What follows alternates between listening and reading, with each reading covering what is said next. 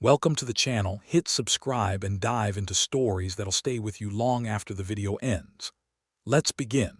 Rain hammered the old farmhouse roof the night Alina pressed her back against the wooden door, her breath trembling in the darkness. Behind her, footsteps pounded down the hallway, heavy, furious, closing in. "Open it, Alina," a voice shouted, cracking with betrayal. She gripped the doorknob, whispering, "Please, don't do this." She didn't know which brother was on the other side. Only that one of them had discovered the truth, and the truth was never supposed to spill out tonight. The storm rattled the windows. The house felt alive, listening. "Alina," the voice came again, softer now. "We need to talk." No, she thought. Talking was how everything fell apart. Hours earlier, that same hallway glowed with warm lamplight and laughter. Alina remembered the clink of dinner plates, the smell of roasted sage chicken, the gentle hum of a family that wasn't hers but felt safer than her own had ever been. Back then, she believed she could keep her heart quiet. But hearts rarely cooperate. It started with Julian, the younger brother. Sharp smile, restless energy, a habit of leaning too close when he teased her. He made her feel bright, reckless, alive in a way she hadn't felt since before her mother left. But Adrian was the one who noticed her silences, the one who listened when she didn't speak. She tried not to fall for either, tried to focus on her internship at their father's vineyard, on the research project she needed to finish before autumn. But the brothers pulled her in different directions, Julian toward fire, Adrian toward calm, and somewhere between those opposing currents she lost her balance. But that night, hours before the storm, before the hallway, before the shouting, Julian had kissed her, a reckless, impulsive kiss in the vineyard shed, tasting of rain and stolen courage.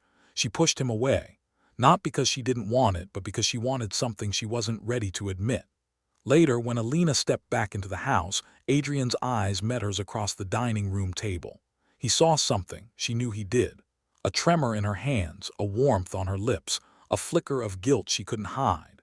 And Adrian was never one to let quiet things stay quiet. He followed her to the porch, asking gentle questions she dodged with forced smiles. He wasn't angry then, just concerned, careful, almost afraid of the answer he already sensed. "Alina, did something happen out there?" Her voice cracked. "I don't know how to explain." But explanations have a way of arriving uninvited. And they arrived in the form of Julian, stepping onto the porch with rainwater dripping from his hair and a look that said everything she tried not to. Adrian saw it, felt it. The truth settled between the three of them like a lit match in dry grass, waiting for the spark. Now, in the present, with the storm raging and someone demanding to be let in, Alina pressed her forehead to the door and tried to breathe. She felt the house tilt around her, the night holding its breath. She didn't know if Julian had come to claim her, or if Adrian had come to confront her.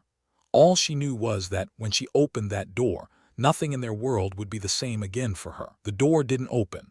Not because Alina chose to keep it shut, but because the footsteps suddenly stopped. A silence thick enough to touch spilled into the hallway, the kind that presses against your chest and makes your heartbeat sound too loud. She swallowed hard, fingers hovering over the lock, listening for breath, for movement, for anything that told her who waited on the other side. Instead, a different sound rose from the stairwell, a slow creak, measured, deliberate. Someone else was in the house. "Alina," a voice called from below. Not Julian, not Adrian, it was their father. Her stomach tightened. Mr. Hale rarely raised his voice, rarely interfered, rarely even let emotions show on his face. But tonight something in his tone carried a gravity she'd never heard from him, a weight that made her step back from the door entirely. "Alina, come downstairs," he said. "I think it's time we all spoke." The storm growled outside, lightning pushing pale blue light across the walls. She hesitated, shaking, then slowly unlocked the door. The hallway was empty, just shadows and the distant smell of wet earth drifting in through a window left cracked from earlier. She moved carefully, her steps soft on the wood planks. Halfway down the staircase, she caught a glimpse of Julian first, his jaw clenched, hands dug into his hair as he paced near the fireplace. Adrian stood across from him, shoulders rigid, eyes cold enough to freeze the air between them. Everything about his stance said he'd been holding back, holding in, and that restraint had finally snapped. Their father stood between them like an immovable stone. When Alina reached the bottom step, all three men turned toward her. Julian's expression flickered, guilt, longing, fear, something he tried to hide behind a shaky grin.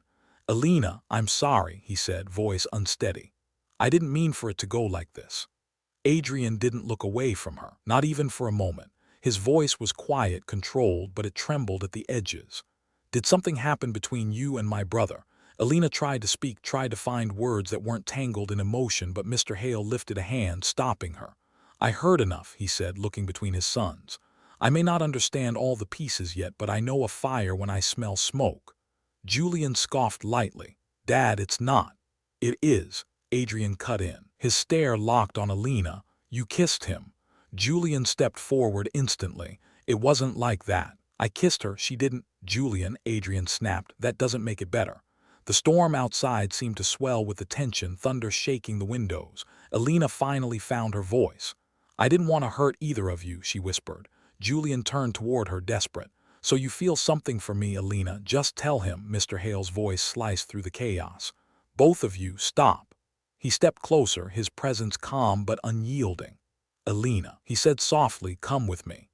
Adrian exhaled sharply. "Dad." Now the room froze. Mr. Hale's eyes met Alina's with an intensity that made her chest tighten. "I need to show you something," he said. "Something neither of them knows." Mr. Hale didn't wait for an answer. He simply turned and walked down the back hallway, expecting Alina to follow. And for reasons she couldn't name, fear, hope, exhaustion, she did. The further they moved from the living room, the more muffled Julian and Adrian's voices became, swallowed by the storm and the thick old walls of the farmhouse. The lights flickered overhead, casting thin gold lines on the floorboards as Alina trailed behind him, wiping stray tears with the back of her hand. "Where are we going?" she asked, her voice barely above a whisper. "You'll see," he replied, not slowing. They reached a narrow door she'd never noticed before, tucked behind a tall cabinet, almost deliberately hidden. Mr. Hale unlocked it with a small brass key he kept on a chain around his neck. The hinges groaned as the door opened, releasing the scent of old paper and cedar. Inside was a small room, part office, part storage.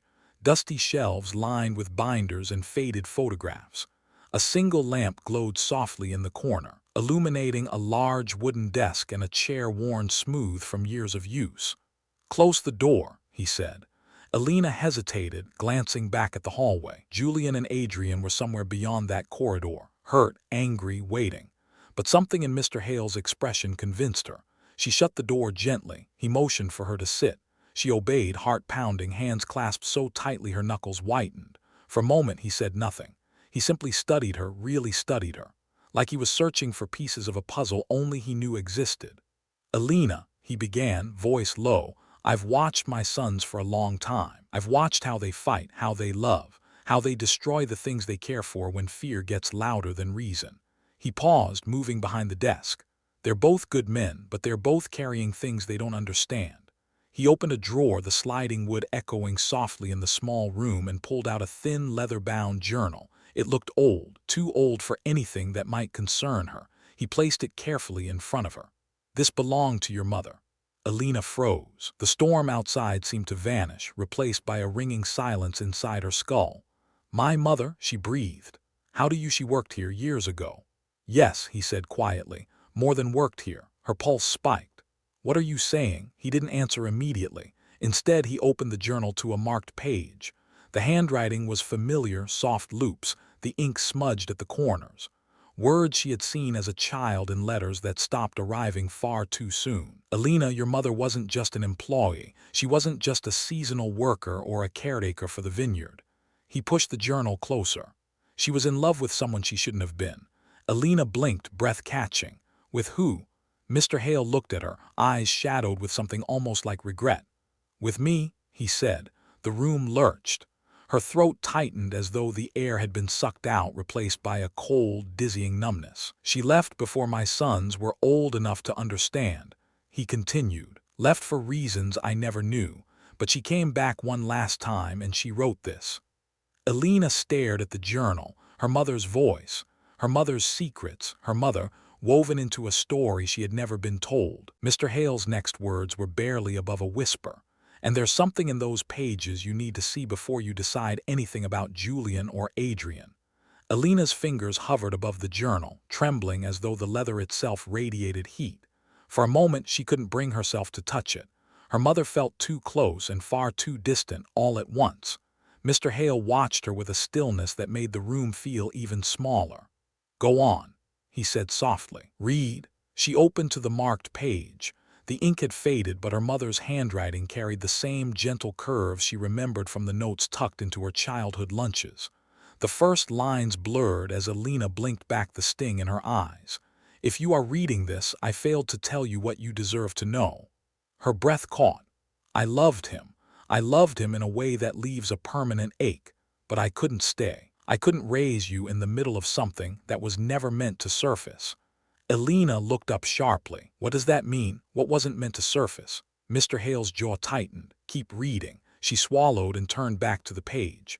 "I wasn't the only one who loved him. There was someone else. Someone who loved him before I arrived, and someone who couldn't bear the thought of losing him again." A cold ripple moved down Alina's spine. "She's talking about your wife," she whispered. Mr. Hale didn't nod, didn't confirm. His silence was enough. Alina continued. "When she found out about us, she didn't confront him. She confronted me, told me to leave before I destroyed what was already fragile. She said he didn't need another war fought over his heart." Alina's pulse drummed in her ears. "So I left. But I left with you, Alina, and I never told him why." Her mother's words, soft yet heavy, pressed into her chest like a stone. When she looked up, Mr. Hale wasn't watching the journal anymore. He was watching her, his expression a complicated knot of grief and something she couldn't define. "She kept all of this from you," Alina whispered. "All of it. She thought she was protecting you," he said quietly, "and perhaps protecting me." A sudden thud echoed somewhere beyond the office door, heavy footsteps approaching, sharp voices rising. Julian and Adrian were searching for them. "Alina," Mr. Hale said, leaning forward, urgency slipping into his voice. "What I'm about to tell you will change how you see both of them, and it may break the last bit of peace between my sons." She closed the journal slowly, hands still trembling. "Why me?" she asked. "Why tell me?" "Because they're tearing each other apart over you," he replied. "And because this isn't the first time my family has fractured over love." Her breath hitched. "What are you saying?" He exhaled, long weary. "Adrian has carried resentment in him for years, not toward Julian, toward me." Alina stared. "He knows about your mother," Mr. Hale admitted. "Not everything, only enough to fill in the wrong blanks. He thinks I pushed her away. Thinks I ruined something he never understood but always sensed." The voices outside the door grew louder, Julian calling her name, Adrian demanding answers. "And Julian?" she asked. Mr. Hale's gaze darkened. "Julian doesn't know any of this, but he has her impulsiveness, the same fire she had. And fire, Alina, doesn't ask permission to burn." The doorknob rattled. "Alina," Adrian's voice, sharp, close. Mr. Hale stood. "You need to hear one last thing before that door opens." Her heart pounded so hard she felt it in her throat. He stepped closer, lowering his voice. "Your mother didn't just leave to protect you. A beat. She left to protect my sons." Alina's breath stalled. "Protect his sons." The words struck with a force that hollowed out her ribs. Before she could speak, the office door swung open. Adrian stood in the doorway, rain-soaked, chest heaving, eyes blazing with something sharper than anger. Julian was right behind him, breathless, wild, fists clenched at his sides. Both froze when they saw the journal on the desk. Adrian's voice dropped to a low, dangerous whisper. "You told her." Julian looked confused. "Told her what? What's going on?" Mr. Hale didn't flinch. "She had the right to know." Adrian stepped forward, his voice cracking at the edges. "After all these years, after everything, that's when you decide to tell the truth." Alina rose to her feet, feeling the room tilt. "What truth?" Adrian laughed, a short, broken sound. "No, that's the part you don't get. He didn't tell her everything." He pointed at Mr. Hale, shoulders rigid. "He won't tell you the part where you almost became the reason this family split before you were even born." Julian grabbed his arm. "Adrian, stop. You're not making sense." "I am," Adrian snapped. "Dad just never had the courage to say it." Mr. Hale's voice rumbled low. "That's enough." "No," Adrian said, stepping in front of Alina as if shielding her from the man across the room. "She deserves the truth, all of it." Alina steadied herself. "Tell me," she whispered. Adrian turned toward her, and for the first time that night the anger in his eyes softened, revealing something raw beneath it. "Alina, when your mother left, I was old enough to remember pieces. Not enough to understand, but enough to feel something was wrong."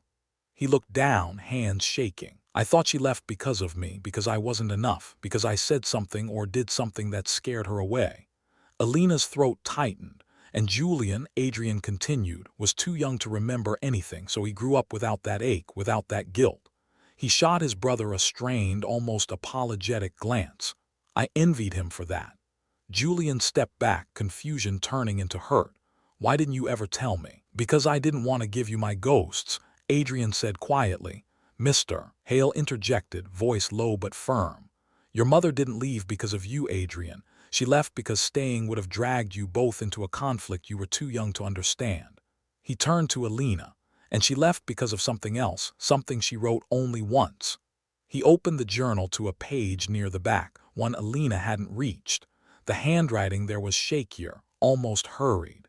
If he finds out the truth about the child, he will never forgive himself. The world tilted. Alina gripped the desk. What truth? She whispered. Mr. Hale's face tightened. Alina, she wasn't sure who your father was.